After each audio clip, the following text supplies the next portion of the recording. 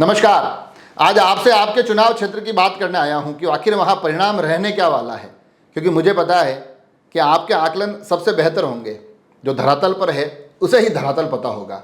बाकी तमाम exit poll, तमाम मीडिया हाउस अपनी अपनी बात कहेंगे, मगर मेरा ये दावा है कि आपसे बेहतर कोई ये बात बता नहीं पाएगा।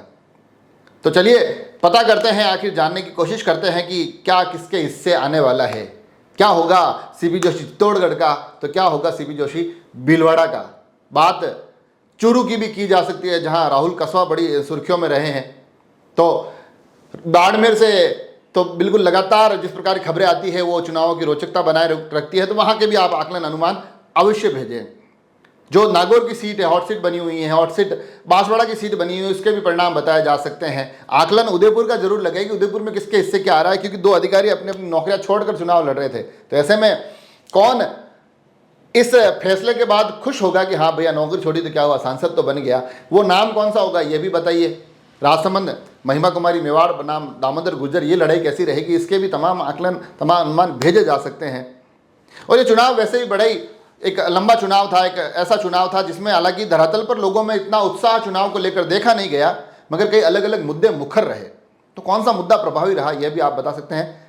इस चुनाव पर थोड़ी सी आगे मैं बात करूंगा, मगर उससे पहले आपसे जरा सा ये आग्रह है कि आप जिस भी क्षेत्र के निवासी हैं, आपके वहाँ परिणाम क्या रहने वाला और उसका कारण, उसके सहित मुझे मैसेज जरूर करें। मुझे व्हाट्सअप कर सकते हैं, आप मुझे इसमें कमेंट में बता सकते हैं। आगे आने वाले किसी एपिसोड में मैं कोशिश करूंगा कि आपके उन आकलनों के आधार पर भी एक एपिसोड बनाया जाए, और जिसका आकलन सटीक होगा उस पर भी एक एपिसोड बनाएंगे कि आखिर कितने बेहतरीन राजनीतिक विश्लेषक धरातल पर मौजूद हैं।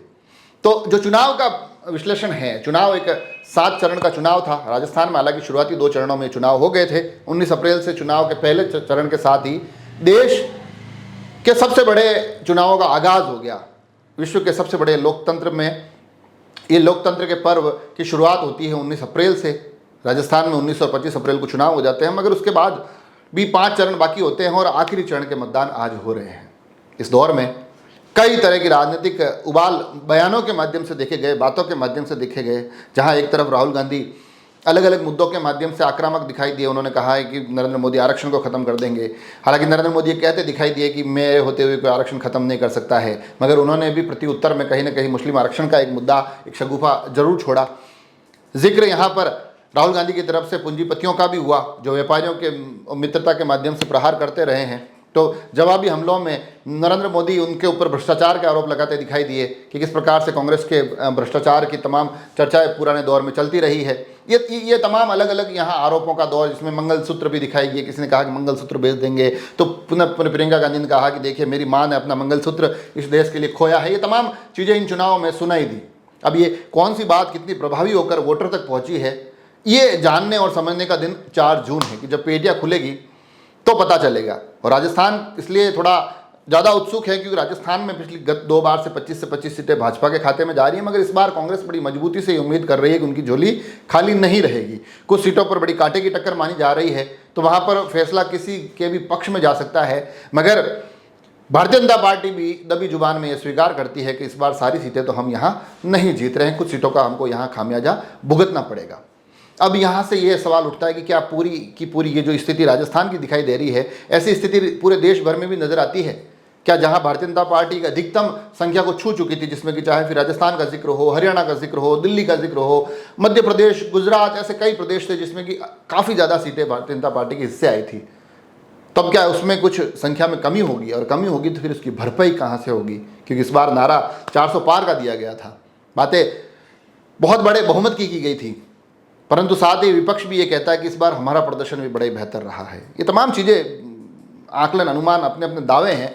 इन दावों का दम 4 जून को दिखाई देगा। तो ऐसे में हम भी कोशिश कर रहे हैं क्यों ना एक एपिसोड ऐसा बनाया जाए जिसमें अपनी तरफ से आप कुछ विषय भेजिए हमको, आप हमें अपने आकलन भेजिए कि आखिर हमारे क्षेत्र में क्या हुआ।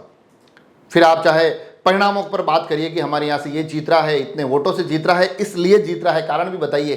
साथ ही आप ये भी बता सकते हैं कि आपके वहाँ चुनाव में क्या क्या मामले बड़े रोचकता के साथ रहे, आपके अनुभव क्या रहे चुनाव को लेकर, आप हमें लिखकर भेजिए, ताकि उसके आधार पर एक एपिसोड बनाएंगे।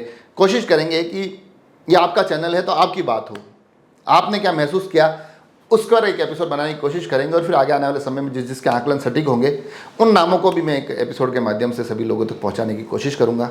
तो बस भेजिए अपने अपने क्षेत्र के तमाम ये आकलन अनुमान और जानते हैं कि इस बार आखिर चुनाव में राजस्थान में किस क्षेत्र में क्या घटित हुआ है।